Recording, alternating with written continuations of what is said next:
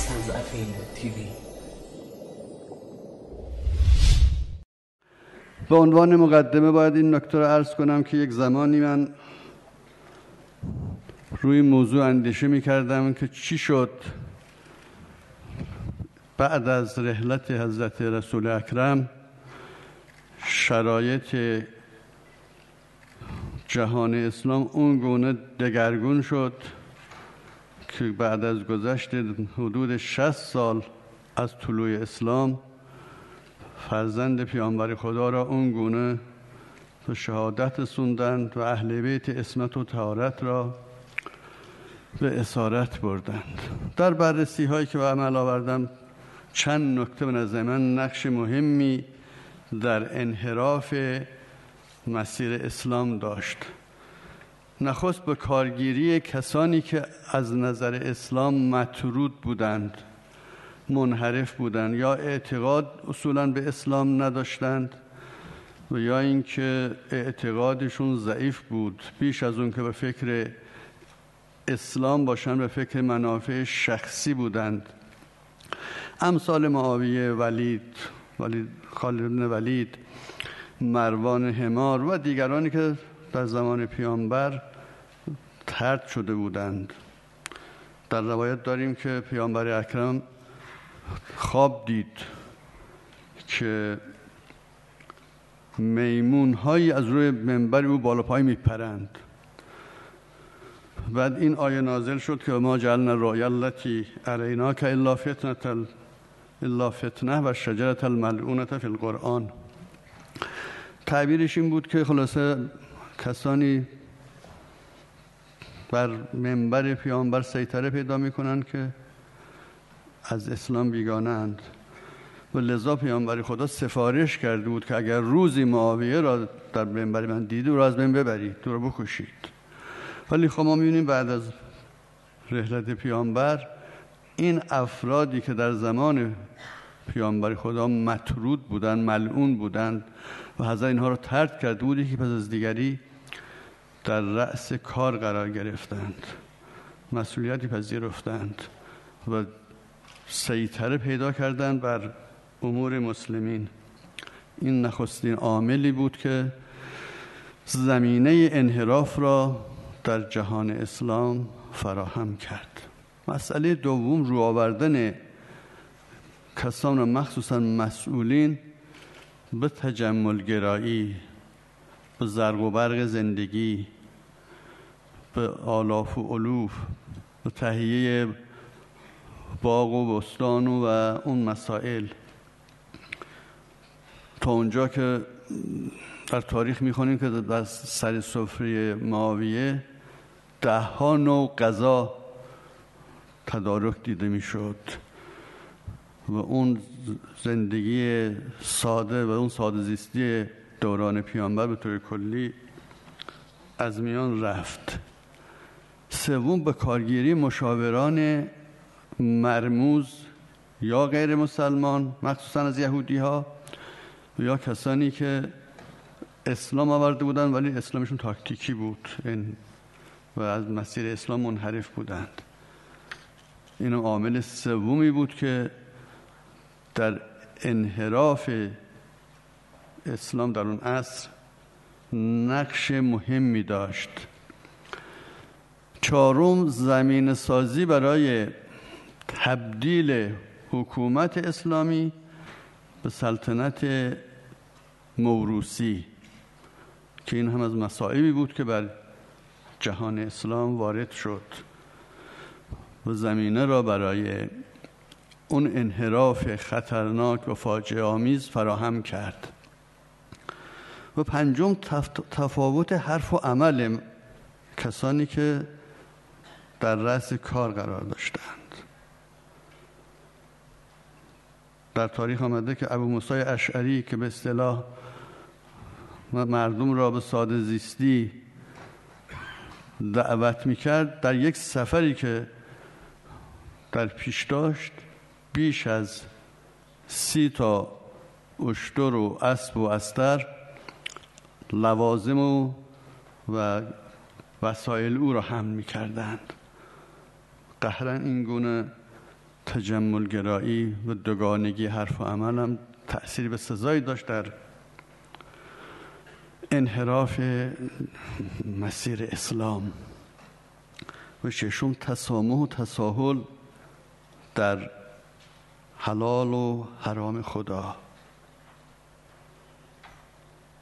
شراب خوردن، مشروب خواری، مخصوصا از سوی کسانی که داعیه پیشوایی داشتند، گاهی با حالت مستی می آمدن در محراب نماز جماعت وامیستادن و اون فجایع ننگباری که در تاریخ فراوان آمده است.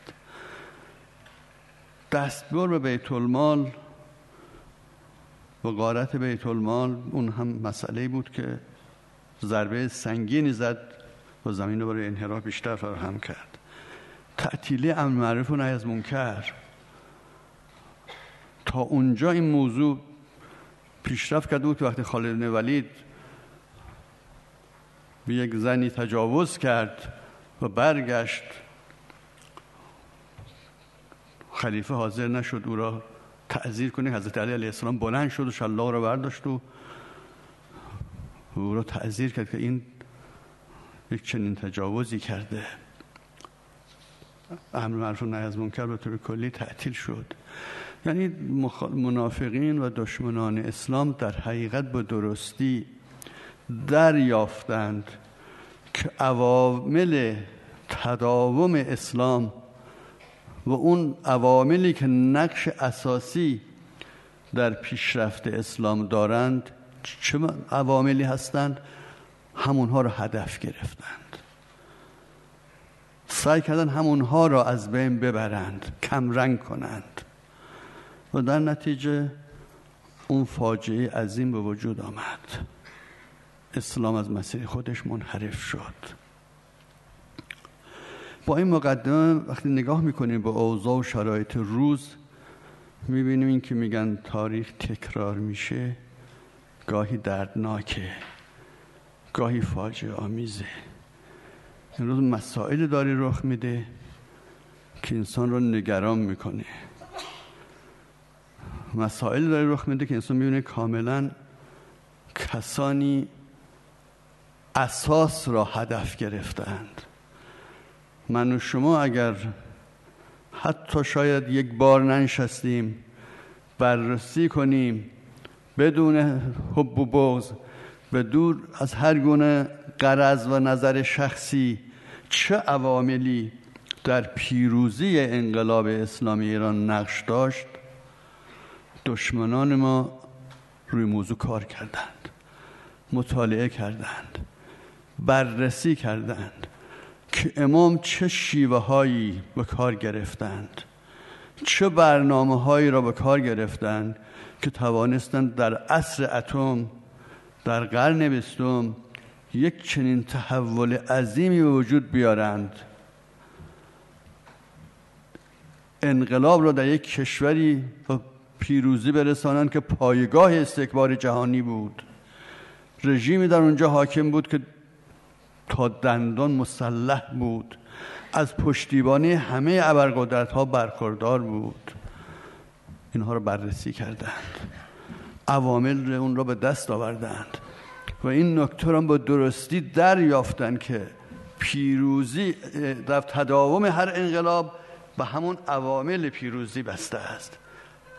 همون عواملی که باعث پیروزی میشه، همون عوامل در تداوم انقلاب نقش بسیار مهمی داره.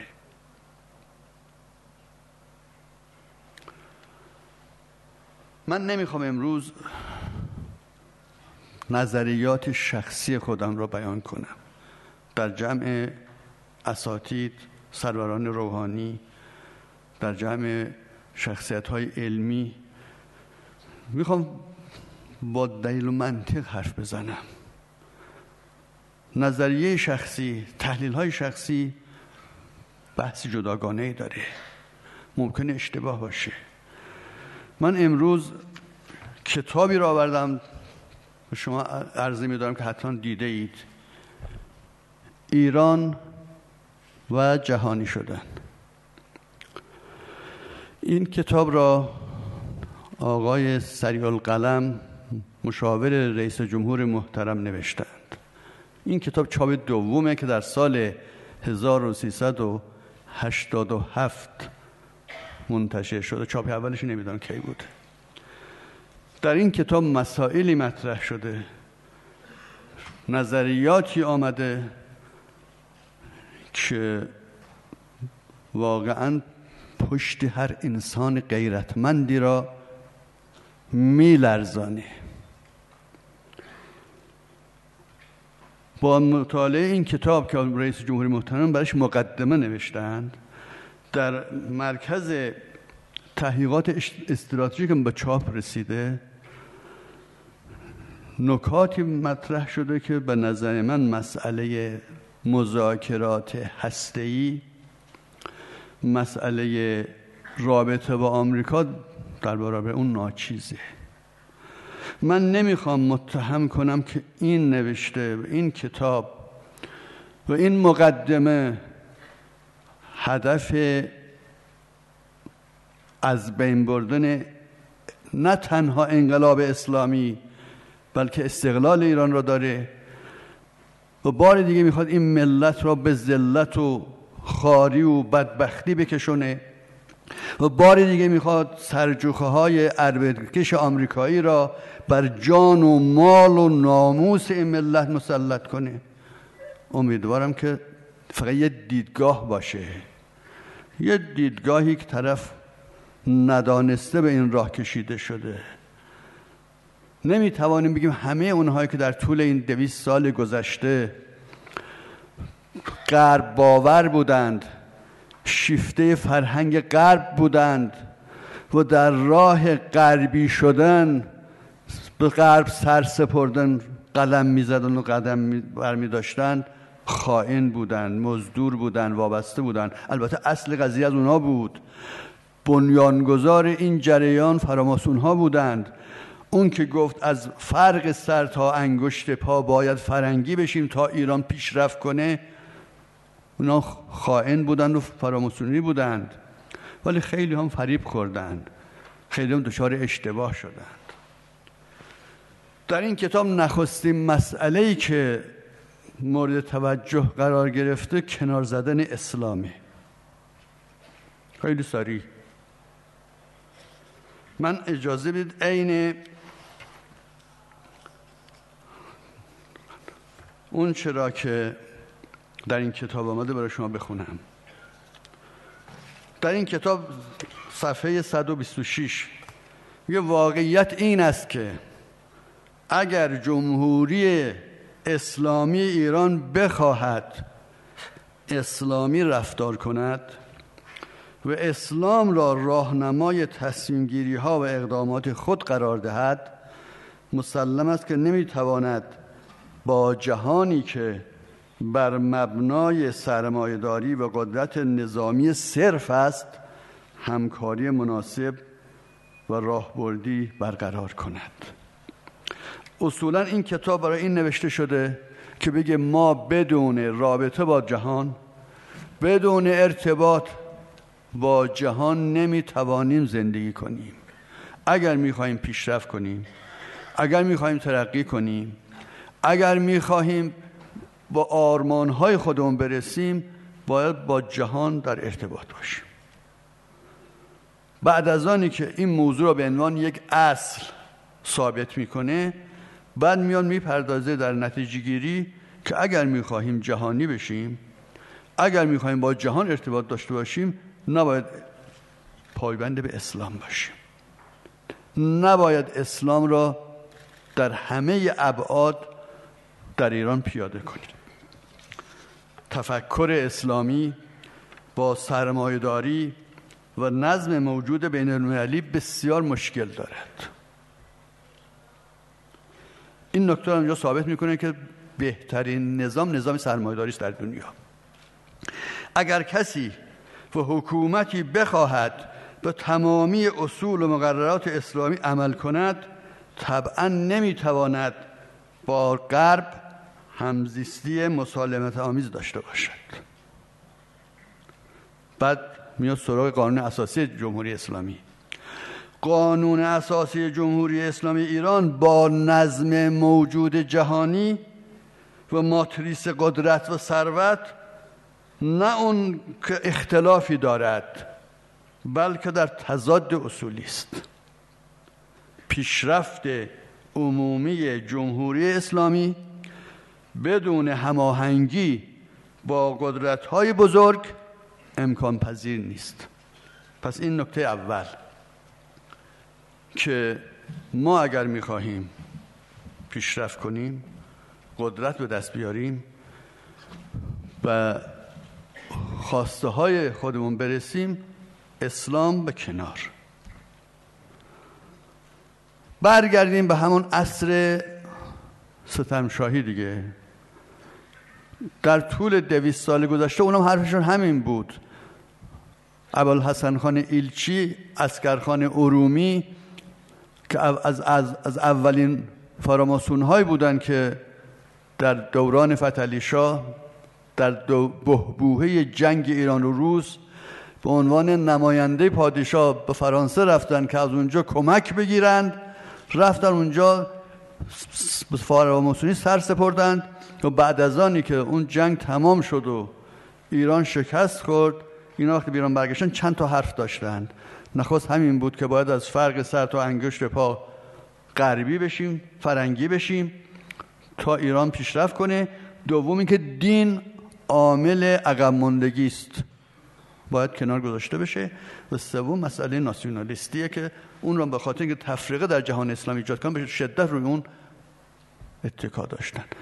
این کتاب هم الان همین حرف داره میزنه که ما باید اسلام رو کنار بذاریم تا بتوانیم با دنیا زندگی کنیم، جهانی بشیم.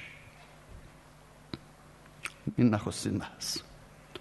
پس بنابراین اولین خط امام که امام توانستند در اون عصر تاریکی که خودی و بیگانه، مذهبی و غیر مذهبی، همه به این نتیجه رسیده بودند که دوران دین مداری پایان یافته، دیگر اسلام دینامیسم لازم را برای حرکت در آوردن توده ها نداره، در اون مقطع توانست اسلام را احیا کنه، اسلام راستین و اسلام ناب محمدی صلی الله علیه و سلم را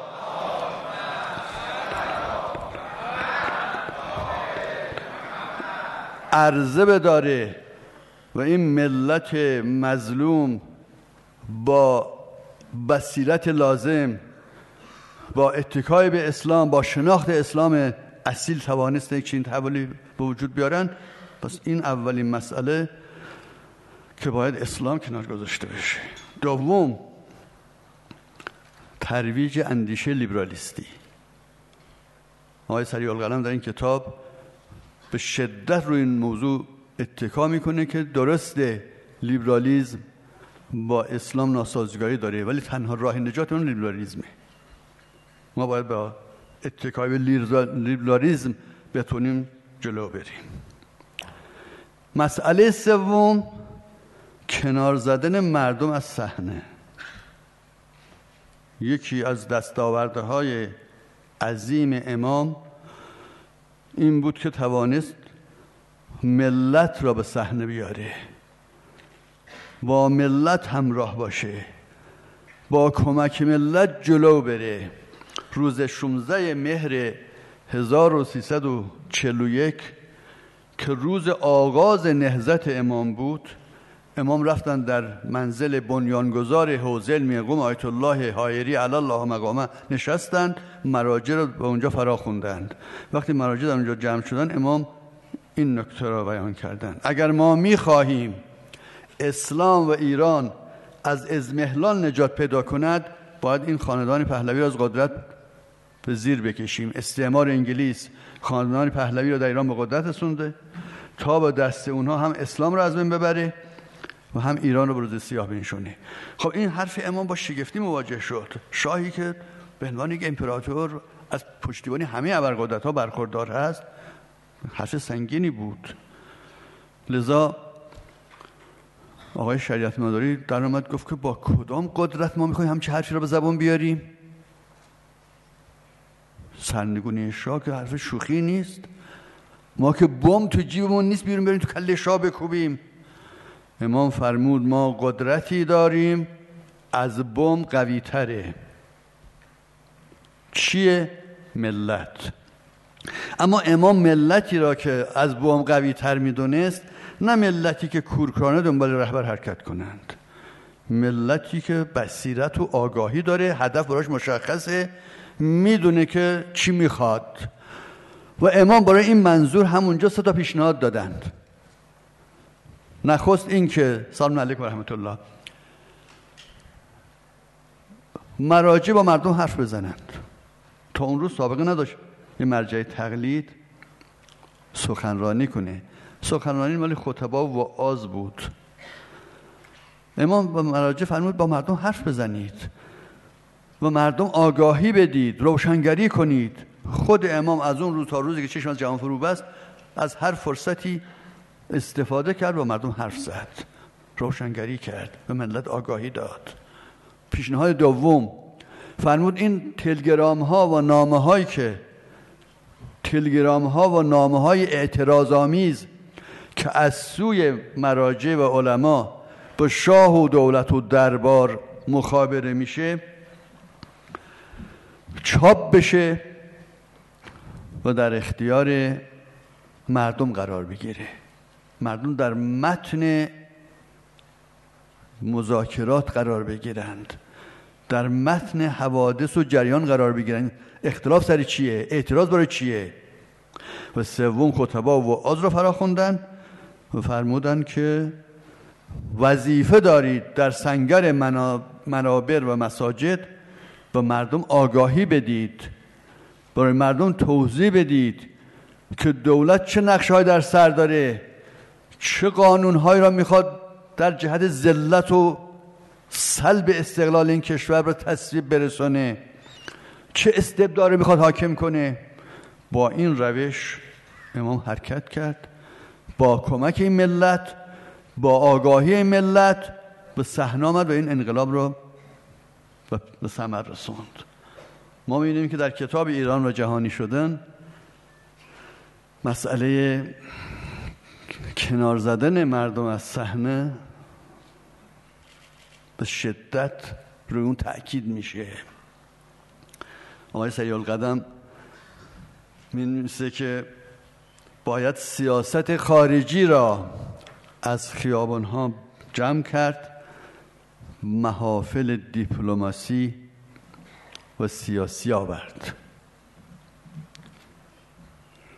و لذا می‌بینیم که قضیه مذاکره مردم را در تاریکی نگه داشتند، مردم را در ناآگاهی نگه داشتند. حتی وزیر خارجه ما آقای ظریف در مجلس با صراحت گفت اگر استیضاح هم کنید من حاضر نیستم یک کلمه از مسائل مذاکره چیز در اینجا بازگو کنم. مردم باید از صحنه کنار برند.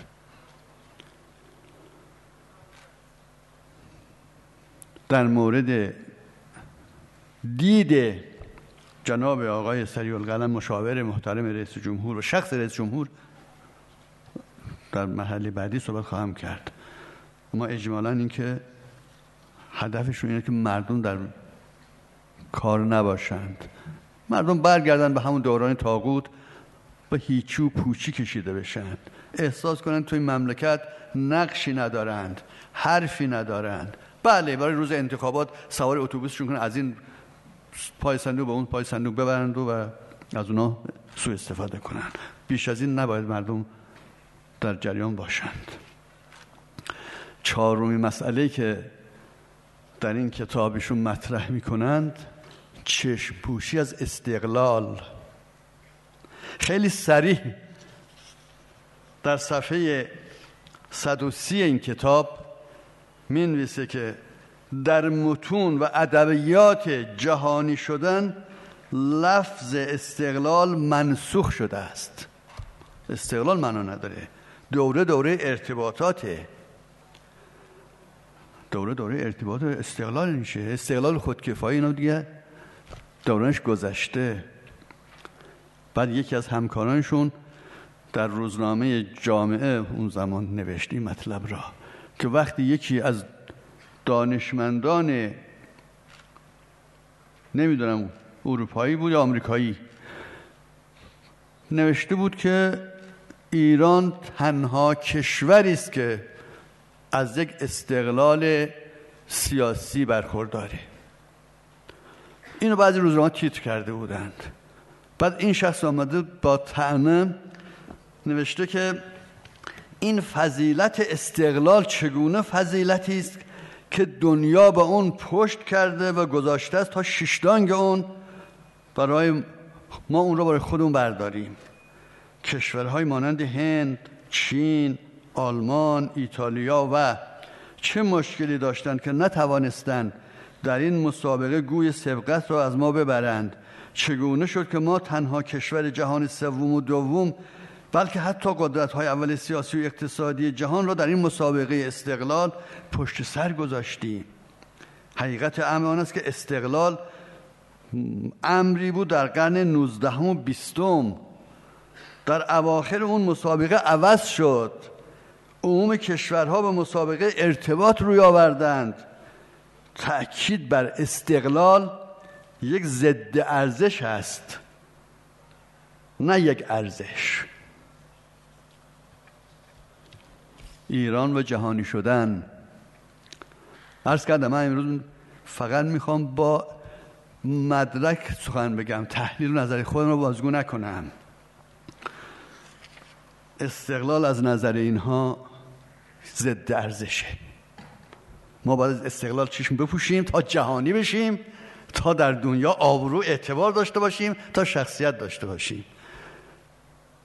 باید اجازه بدیم که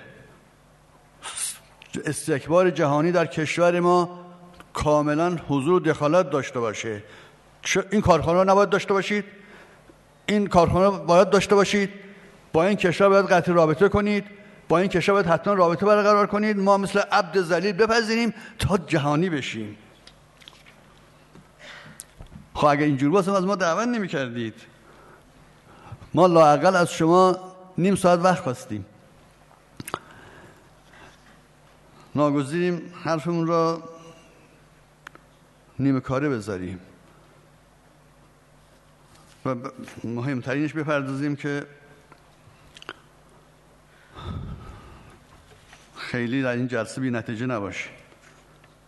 تحقیر ملت یکی از مسئله است که به نظر من این بزرگواران انشالله ندانسته دارند اون رو دنبال میکنن. البته استکبار جهانی در زمینه تحقیر این ملت از روزی که مذاکره شروع شد به شدت روی اون اتکا کرد که دنیا فکر نکنه ایران در یک سایه قدرتی آمده با اونا داره حرف میزنه.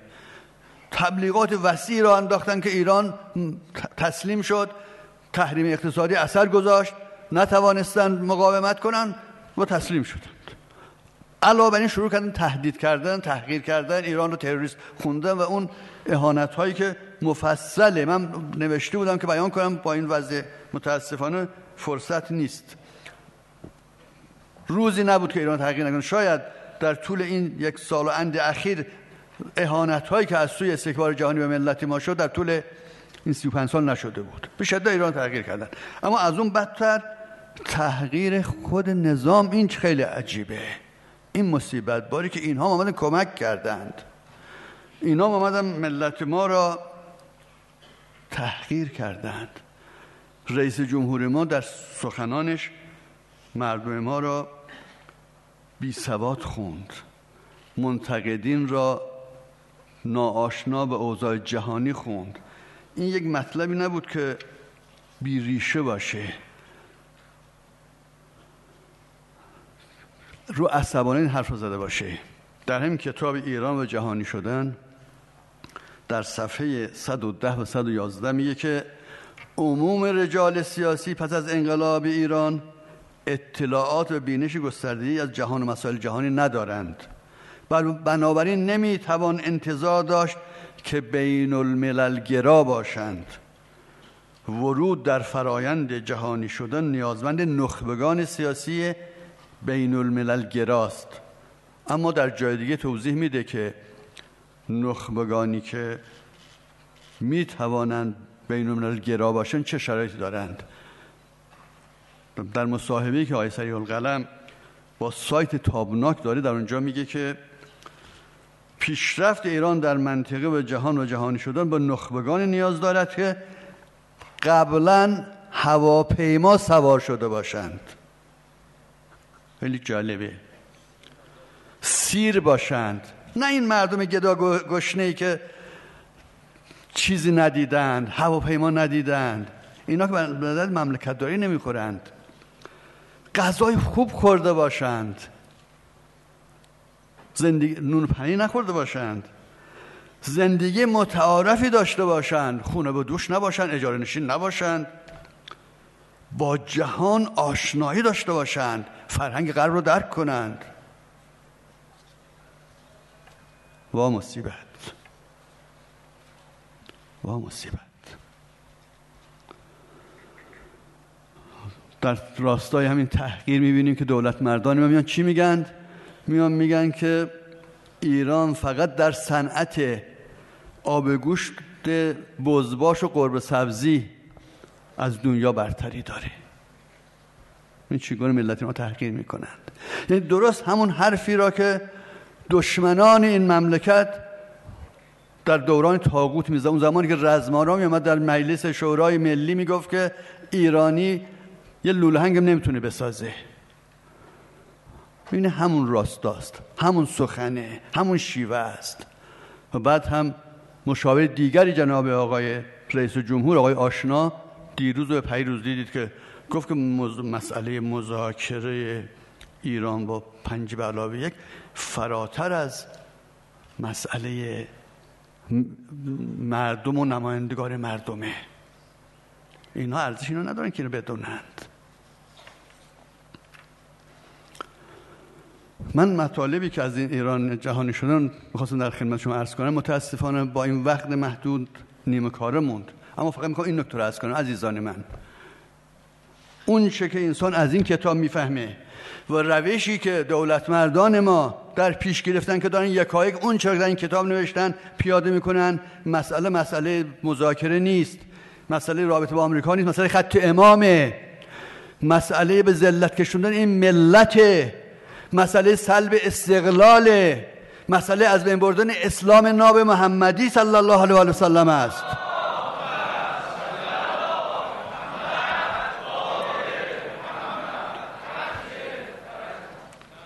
ما اگر خواسته باشیم در مقابل این مسئله بایستیم چی کار باید بکنیم؟ برمیگردیم به حرف امام که فرمود مغز ما دزدیده شده، یک مغز دیگری جای اون گذاشته شده، یک مغز استعماری. ما الان داریم با مغز استعماری زندگی میکنیم و یک مغز استقلالی جایش نگذاریم. و اگر یک مغز استقلالی جایش نگذاریم نمیتوانیم این مملکت رو اداره کنیم. کوشش کنید که این مغز عوض شود، یک مغز استقلالی باشد نه استعماری. و در جای دیگه میفرمایند تا این مغزهایی که انگلیست و استعماریست عوض نشود و باورمون نیاید که ما هم آدم هستیم، نمیتوانیم استقلال پیدا کنیم. استقلال فکری شرط اول استقلال است. اگر بخواهیم این مملکت با یک مملکت مستقلی باشد، محتاج به غیر نباشد، باید اون کشاورزش، اون کارگرش، اون کارمندش و همه قشرها استقلال فکری پیدا کنند. رسالت ملت ما امروز چیست؟ چه رسالتی ما باید در مقابل یک چنین خطری در پیش بگیریم؟ بصیرت، آگاهی، پیروی از ولایت، حضور در صحنه. بزرگترین انتظاری که امام از این ملت داشت و همیشه رو اون تأکید میکرد حضور در صحنه بود. ما باید در صحنه حضور داشته باشیم، باید سعی کنیم که اجازه ندیم کسانی که استقلال ما رو هدف گرفتند، عزت ما را، سربلندی ما را، شرافت و کرامت انسانی ما را هدف گرفتند. اجازه ندیم که اینها بتوانند نقشه‌های شومشون رو پیاده کنند. اینها یک باره نمیان نقشه‌ها رو عملی کنن، پله پله، گام به گام. امیدوارم که آگاهی ملت، بصیرت این ملت، هوشیاری عزیزان ما و حضور مقام معظم رهبری و رهبری داهیانه ایشون که مانند دیدبان همیشه بیدار در صحنه حضور دارند، این نقشه ها و ترفندها راه به جای نبره.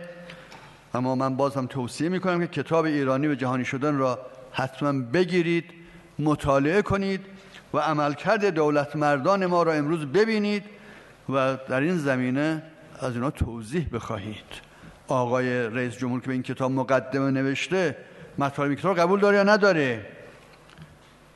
چگونه میشه که کسی از مردم رأی بگیره به نام خط امام، اما در راه زدودن خط امام مطالبی بیان کنه که کاملا نشون دهنده امامزدایی و خط امامزدایی است؟